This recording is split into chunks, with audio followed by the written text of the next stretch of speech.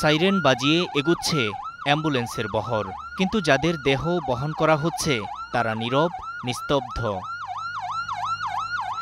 নিয়ে আসা দেহগুলোর নাম পরিচয় কারোরই জানা নেই। কোথায় তাদের বাড়ি, কে তাদের স্বজন, জানে না কেউ। হয়তো এমনও হতে পারে 2 বছরের ইসরায়েলি বর্বরতায় গাজায় তাদের স্বজনদের কেউই আর এখন বেঁচে নেই। তাই কেউ তাদের চিনতে পারেনি, আসেনি কেউ নিতে। আগে থেকেই চলছিল তাদের চির বিদায় দেয়ার প্রস্তুতি।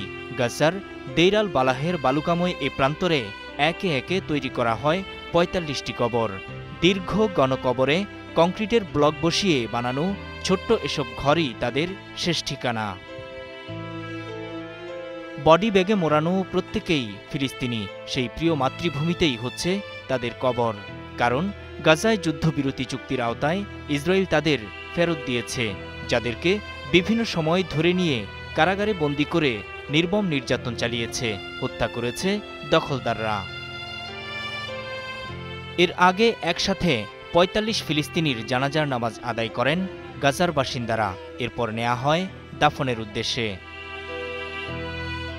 যুদ্ধবিরতি চুক্তির আওতায় অন্তত ৩০০ ফিলিস্তিনির মৃতদেহ ফেরত দেওয়ার কথা ইসরায়েলের। তবে এখন পর্যন্ত ফেরত দিয়েছে ১৫০-র কিছু বেশি। মরদেহগুলোতে অমানবিক নির্যাতনের চিহ্ন রয়েছে বলে জানিয়েছে গাজার সরকার। নূর মোহাম্মদ, স্টার নিউজ।